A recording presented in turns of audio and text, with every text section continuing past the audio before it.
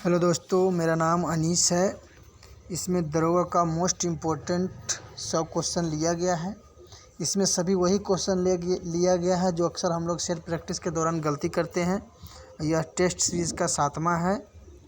इससे पहले already 6 test series load कर दिया गया है। चलिए आइए शुरू करते हैं। पहला क्वेश्चन है, निम्नलिखित में से किस वर्ष जापान ने भारत पर हमला किया जिसके परिणाम स्वरूप इम्फाल की लड़ाई हुई? है ना, क्या है? निम्न में से किस वर्ष जापान ने भारत पर हमला किया जिसके परिणाम स्वरूप इम्फाल की लड़ाई हुई? तो हो जाएगा 1944 ईस्वी में। नेक्स्ट क्वेश्चन है, वैदिक ऋचाओं के मुख्य संग्रह को कहा जाता है? तो संहिता कहा जाता है। क्या है? वैदिक ऋचाओं के मुख्य संग्रह को कहा जाता है? तो संहिता कहा जाता है। वैदिक ऋचाओं के मुख्य संग्रह को क्या कहा जाता है? तो संहिता कहा जाता है।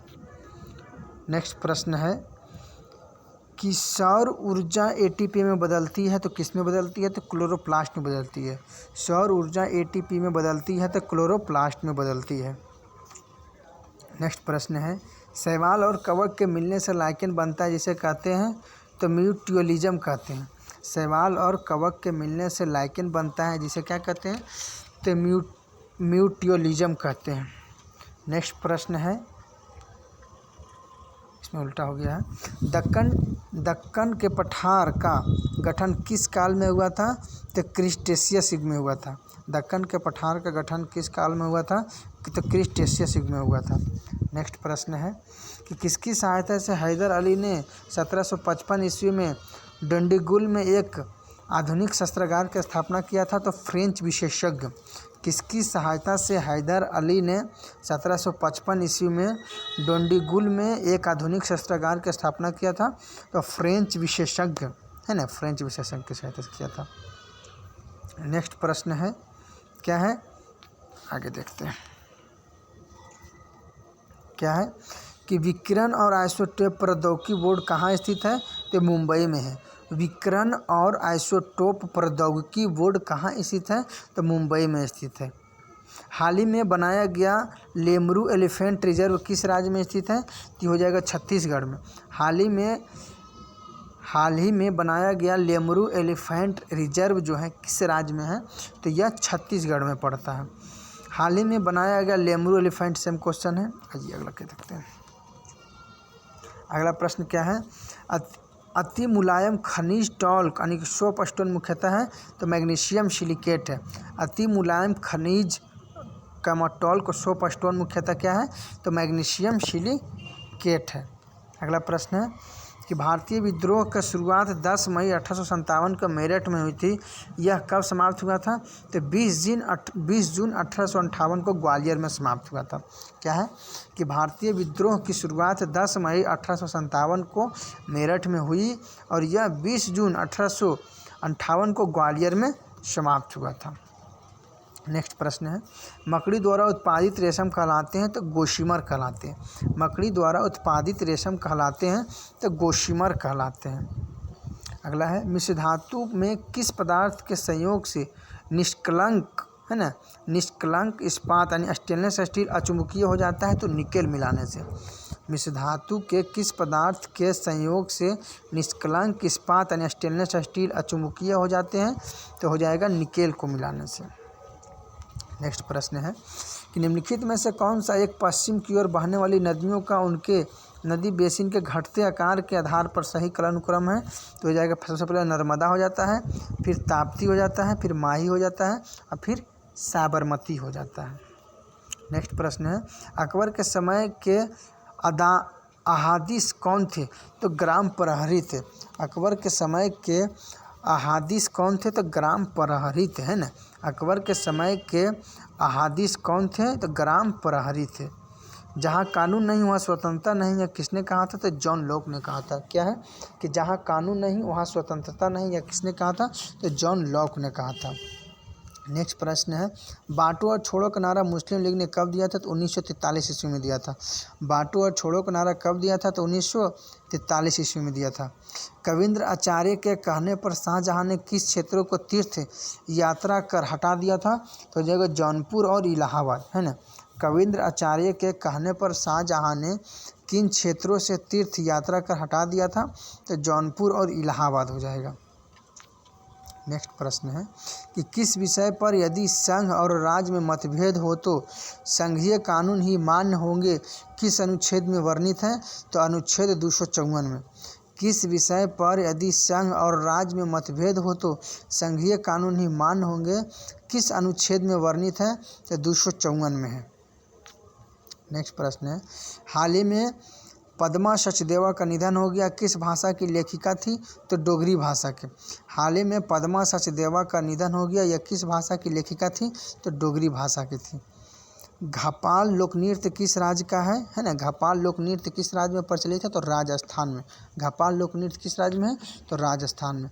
भूटान के साथ सबसे लंबी सीमा साझा करने वाला भारतीय राज्य कौन सा है? तो असम हो जाएगा। भूटान के साथ सबसे लंबी सीमा साझा करने वाला भारतीय राज्य कौन सा है? तो असम हो जाएगा। नेक्स्ट प्रश्न है प्लूटोनियम को किससे प्राप्त किया जाता है? तो यूरेनियम 238 है ना। प्लूटोनियम को किससे प्राप्त किया जाता है? तो यूरेनियम 238 से प्राप्त किया जाता है। अमेरिकी कांग्रेस का सदस्य बनने वाला प्रथम भारतीय था? तो दिलीप सिंह। अमेरिकी कांग्रेस का सदस्य बनने वाला प्रथम भारतीय था तो कौन सा था? तो दिलीप सिंह था।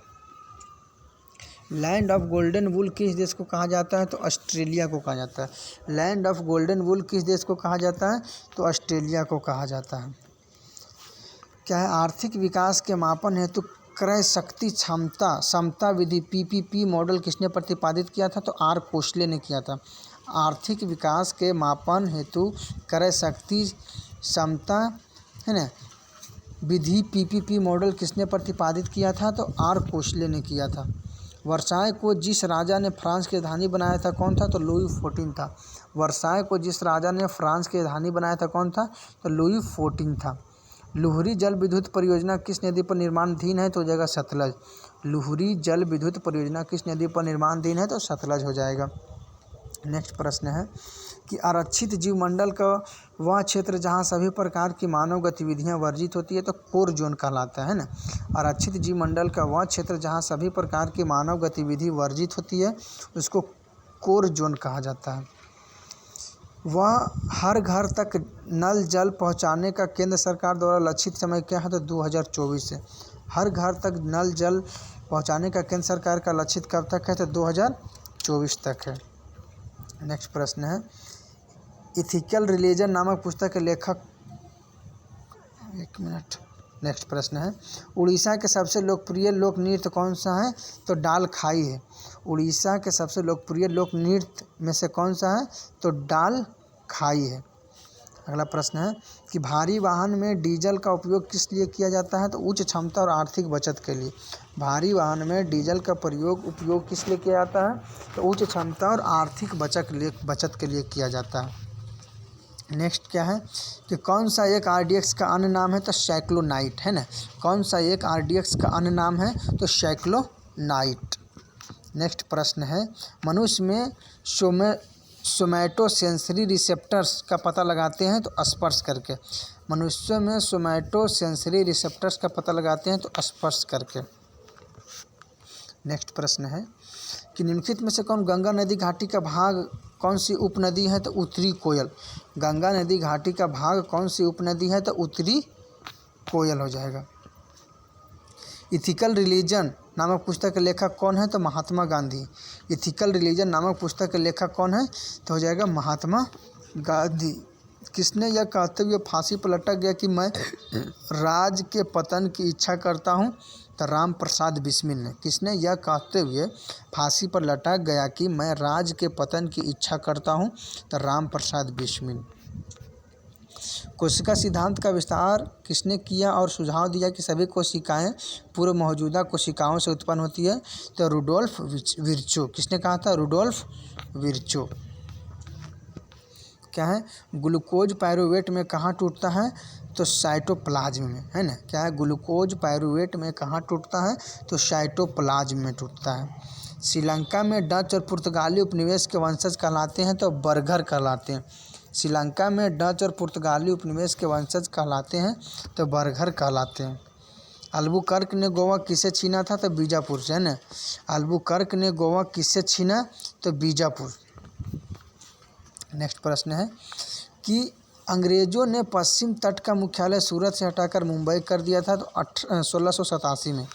अंग्रेज़ों ने पश्चिमी तट का मुख्यालय सूरत से हटाकर बम्बई कर दिया था कब? तो 1687 में कर दिया था। राज्यपाल विधान परिषद में अधिक से अधिक कितने सदस्यों को मनोनीत कर सकता है? तो निश्चित संख्या नहीं है। राज्यपाल विधान परिषद में अधिक से अधिक कितने सदस्यों को मनोनीत कर सकता है? तो निश्चित संख्या नहीं है। देवी के केंद्र में पाए जाने वाला चुंबकीय पदार्थ है तो निकेल है। देवी के केंद्र में पाए जाने वाला चुंबकीय पदार्थ है तो निकेल है। लाल किला में स्थित हीरा महल किसने बनवाया था? तो बहादुर शाह जफर में। लाल किला में स्थित हीरा महल किसने बनवाया था? तो बहादुर शाह जफर ने बनवाया था। पानीपत के तृतीय युद्ध में मारे जाने वाले दो महत्वपूर्ण सैन्य सरदार थे तो विश्वासराव एवं सदाशिवराव भाऊ। पानीपत के तृतीय युद्ध में मारे जाने वाले दो महत्वपूर्ण सैन्य सरदार थे तो विश्वासराव एवं सदाशिवराव भाऊ। द्रव की श्यानता ज्ञात करने के काम में आने वाला उपकरण है तो विस्कोमीटर। द्रव की श्यानता ज्ञात करने के काम में आने वाला उपकरण है तो विस्कोमीटर। युवा तुर्क किसे कहा जाता है? तो श्री चंद्रशेखर को। युवा तुर्क किसे कहा जाता है? तो श्री चंद्रशेखर को कहा जाता है युवा तुर्क। अगला प्रश्न है ऑस्ट्रेलिया का विचित्र जंतु है जो दौड़ता है, जमीन में सुरंग बनाता है और पानी में तैरता है, 4 पैरों वाला यह जीव अंडे देता है, क्या है? प्लेटिपस है ना। ऑस्ट्रेलिया का विचित्र जंतु है जो दौड़ता है, जमीन में सुरंग बनाता है और पानी में तैरता है, 4 पैरों वाला यह जीव अंडे देता है, प्लेटिपस हो जाएगा। विश्व का विख्यात तेल शोधक कारखाना आबादान कहाँ स्थित है? तो ईरान में है। विश्व का विख्यात तेल शोधक कारखाना आबादान कहाँ है? तो ईरान में स्थित है। नेक्स्ट प्रश्न है कि सल्तनत काल में अंतर्राष्ट्रीय बंदरगाह के रूप में प्रसिद्ध था तो देवल। सल्तनत काल में अंतर्राष्ट्रीय बंदरगाह के रूप में प्रसिद्ध था तो देवल था। भारी मशीन प्लांट कहाँ स्थित है? तो हो जाएगा रांची में। भारी मशीन प्लांट कहाँ स्थित है? तो हो जाएगा रांची में। जब एक ही तत्व के 2 परमाणु परस्पर संयोग करते हैं तो उनके बीच बंधन की प्रकृति होगी अध्रुवीय सहसंयोजक। जब एक ही तत्व के 2 परमाणु परस्पर संयोग करते हैं तो उनके बीच बंधन की प्रकृति होगी अध्रुवीय सहसंयोजक। ग्वालियर की संधि कब हुई थी? तो 1817 में हुई थी। ग्वालियर की संधि कब हुई थी? तो 1817 में हुआ था। नेक्स्ट प्रश्न है किस आंदोलन के दौरान सबसे बड़ा कृषक छापामार युद्ध देखने को मिला? तो तेलंगाना आंदोलन। किस आंदोलन के दौरान सबसे बड़ा कृषक छापामार युद्ध देखने को मिला? तो तेलंगाना आंदोलन। वह पंचवर्षीय योजना जिसका 4 सरकार ने अपने अपने तरीके से प्रारूप तैयार किया था वह कौन थी? 8वीं है ना। 8वीं पंचवर्षीय योजना थी जिसको अपने अपने तरीके से प्रारूप तैयार किया था 4 सरकारों ने, तो 8वीं पंचवर्षीय योजना थी। नेक्स्ट प्रश्न है कि प्रसिद्ध गायिका MS सुब्बालक्ष्मी एक भारतीय कर्नाटक गायिका थी जिनका जन्म हुआ था तो मदुरै में हुआ था। प्रसिद्ध गायिका MS सुब्बालक्ष्मी एक भारतीय कर्नाटक गायिका थी जिनका जन्म हुआ था तो मदुरै में हुआ था। स्वदेश वाहिनी के संपादक थे तो के रामकृष्ण पिल्लै थे। स्वदेश वाहिनी के संपादक थे कौन? तो के रामकृष्ण पिल्लै। सुपारी का सबसे बड़ा उत्पादक राज्य है तो कर्नाटक। सुपारी का सबसे बड़ा उत्पादक राज्य कौन है? तो कर्नाटक है।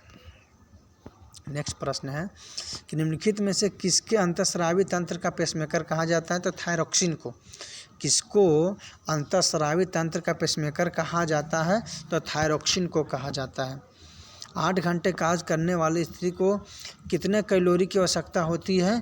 तो 2500 कैलोरी की। यानी कि हार्ड वर्क करने वाले को कितने कैलोरी की आवश्यकता होती है? तो 2500 कैलोरी। और जो थोड़ा हल्का वर्क करता है उसको 2000 कैलोरी की आवश्यकता होती है। मनुष्य में कितने जोड़ी लार ग्रंथि पाई जाती है? तो 3 जोड़ी। मनुष्य में कितनी जोड़ी लार ग्रंथि पाई जाती है? तो 3 जोड़ी पाई जाती है। नेक्स्ट प्रश्न है कि डुगोंग नामक समुद्री जीव जो विलोपन की कगार पर है क्या है? स्तनधारी है। डुगोंग जो है नामक समुद्री जीव जो है विलोपन की कगार पर है क्या है? ये तो स्तनधारी के अंतर्गत आता है। फेफड़ों को ढकने वाला आवरण कहलाता है तो प्लूरा कहलाता है। फेफड़ों को ढकने वाला आवरण कहलाता है तो प्लूरा कहलाता है। नेक्स्ट प्रश्न है कि केंद्रीय स्वास्थ्य कार्यक्रम के तहत जननी सुरक्षा योजना कब प्रारंभ किया गया? तो 2003 और 4 में। केंद्रीय स्वास्थ्य कार्यक्रम के तहत जननी सुरक्षा योजना कब प्रारंभ किया गया? तो 2003 और 2003-4 में प्रारंभ किया गया। बांस का पौधा किस कुल का है? तो ग्रेमिनेसी में आता है। बांस का पौधा जो है किस कुल का है? तो ग्रेमिनेसी में आता है। नेक्स्ट प्रश्न है, वायरस से प्रभावित रोग नहीं है तो सिफिलिस नहीं है, गलसोथ है, ट्रैकोमा है और खसरा है। सिफिलिस नहीं है। मानव के श्वेत कणों का व्यास होता है लगभग 0.007 mm होता है। मानव के श्वेत कणों का व्यास होता है लगभग 0.007 mm होता है। नेक्स्ट प्रश्न है, माइकोप्लाज्मा विषाणु से भिन्न है क्योंकि यह संवेदनशील है। तो टेट्रासाइक्लिन पर, है ना। माइकोप्लाज्मा विषाणु से भिन्न है क्योंकि यह संवेदनशील है, तो टेट्रासाइक्लिन पर। नेक्स्ट प्रश्न है, वनस्पति जगत का सबसे ऊंचा पौधा सिकोया सेम्परविरेंस इस वर्ग के अंतर्गत आते हैं? तो नग्नबीजी में आते हैं ना। वनस्पति जगत का सबसे ऊंचा पौधा सिकोया सेम्परविरेंस इस वर्ग के अंतर्गत आते हैं, तो नग्नबीजी। कीमोथेरेपी शब्द को किस वर्ष पाउल एहरलिच ने दिया, जिन्हें आधुनिक रसोचिकित्सा का पिता कहा जाता है? तो 2013 में दिया। जोहानसन ने जिन शब्द का प्रयोग किया था तो 1909 में। जोहानसन ने जिन शब्द का प्रयोग कब किया था? तो 1909 में किया था। जोहानसन ने जिन शब्द का 1909 से क्वेश्चन आ गया है। रीढ़ की कुल हड्डियों की संख्या विकसित होने पर कितनी रह जाती है? तो 26। रीढ़ की कुल हड्डियों की संख्या विकसित होने पर कितनी रह जाती है? तो 26 रह जाती है। लाल एवं हरी वर्धांतता होने का कारण क्या है? एक्स गुणसूत्रों की वंशागति। लाल एवं हरी वर्धता होने का कारण क्या है? तो एक्स गुणसूत्र की वंशागति। एक ही गुणसूत्र पर स्थित जीन में एक साथ वंशागत होने की प्रवृत्ति कहलाती है, तो सहलग्नता कहलाती है। एक ही गुणसूत्र पर स्थित जीन में एक साथ वंशागत होने की प्रवृत्ति कहलाती है, तो सहलग्नता। नेक्स्ट प्रश्न है, जीन की आधुनिक विचारधारा किसके द्वारा दी गई थी? तो एस बेंजर के द्वारा। जीन की आधुनिक विचारधारा किसके द्वारा दी गई थी? तो एस बेंजर के द्वारा दी गई थी। नेक्स्ट प्रश्न है, जीवधारी के वैसे लक्षण जो प्रत्यक्ष रूप से दिखाई पड़ते हैं कहलाते हैं? तो फिनोटाइप कहलाता है। जीवधारी के वैसे लक्षण जो प्रत्यक्ष रूप से दिखाई पड़ते हैं कहलाते हैं? तो फिनोटाइप कहलाता है। जीवधारी को अनुवांशिक संगठन जो उसका क्या कहा जाता है? तो जीनोटाइप कहलाता है। जीवधारी के अनुवांशिक संगठन को उसका कहा जाता है, तो जीनोटाइप कहलाता है। नेक्स्ट प्रश्न है, मेन कून रागडोल और सोमाली किसकी नस्लें हैं? तो बिल्ली का है। मेन कून, रागडोल और सोमाली किसकी नस्लें हैं? तो बिल्ली की नस्ल है। कौन सा लेखक या लेखिका जन्मदिन के उसके द्वारा लिखित पुस्तक में से एक काल्पनिक चरित्र के साथ साझा करती है? तो जेके रोलिंग, है ना। किसकी लेखिका जन्मदिन को उसके द्वारा लिखित पुस्तक में एक काल्पनिक चरित्र के साथ साझा करती है? तो जेके रोलिंग हो जाएगा। कौन सुमेलित नहीं है लेखक में? भारतीय संविधान अनकही कहानी जो लिखा है, कौन लिखा है? राय बहादुर राय ने लिखा है। Not just a night watchman Vinod Rai ने लिखा है। The boy who wrote constitution Rajesh Talwar ने लिखा है। अब भारतीय संविधान संस्कृति और राष्ट्र कलराज मिश्रा ने लिखा है। नेक्स्ट प्रश्न है, भारतीय अर्थव्यवस्था में किस पंचवर्षीय योजना काल के दौरान कीमत स्तर घटा? तो चौथी पंचवर्षीय योजना। भारतीय अर्थव्यवस्था के किस पंचवर्षीय योजना के काल के दौरान कीमत स्तर घटा? तो चौथी पंचवर्षीय योजना के दौरान। कौन सा युग में सुमेलित नहीं है? तो छत्रक स्वपोषी होता है, यह सुमेलित नहीं है। चंदन काष्ठ पौधा आंशिका मूल परजीवी है, सही है। कसकूटा परजीवी है, सही है। नेफ्थिन्स जो है मांसाहारी है, ये भी सही है। किस राजनीतिक शास्त्री ने कहा कि प्रधानमंत्री राष्ट्र का नाविक है? बोला था मुनरो ने बोला था। किस राजनीतिक शास्त्री ने कहा कि प्रधानमंत्री राष्ट्र का नाविक है? तो मुनरो ने कहा था। निम्नलिखित में से कौन भारत के प्रधानमंत्री बनने से पहले मुख्यमंत्री नहीं थे? तो इंदिरा गांधी, है ना। कौन मुख्यमंत्री नहीं थे? इंदिरा गांधी। लेकिन मोरारजी देसाई, वीपी सिंह, चरण सिंह ये सब से मुख्यमंत्री थे और जाकर के फिर प्रधानमंत्री बने। इंदिरा गांधी नहीं थी। पहला निवारक निरोध अधिनियम कब पारित किया गया? तो हो जाएगा 26 फरवरी 1950 ईस्वी को। पहला निवारक निरोध अधिनियम कब पारित किया गया था? तो 26 फरवरी 1950 ईस्वी को। भारतीय संविधान के निम्नलिखित अनुच्छेदों में से कौन सा विधान सत्ता का पूर्ण नियंत्रण लगता है? तो हो जाएगा अनुच्छेद 14। भारतीय संविधान के निम्नलिखित अनुच्छेदों में से कौन सा विधान सत्ता का पूर्ण नियंत्रण लगता है? अनुच्छेद 14। नेक्स्ट प्रश्न है, संप्रदाय अवार्ड एवं पूना पैक्ट में क्रमशः दलित वर्ग के लिए कितनी सीटें दी गई थी? तो 71 एवं 147। सांप्रदायिक अवार्ड और पूना पैक्ट में क्रमशः दलित वर्ग के लिए सांप्रदायिक अवार्ड में 71 दिया गया था और पूना पैक्ट के द्वारा दलित वर्ग को 147 दिया गया था।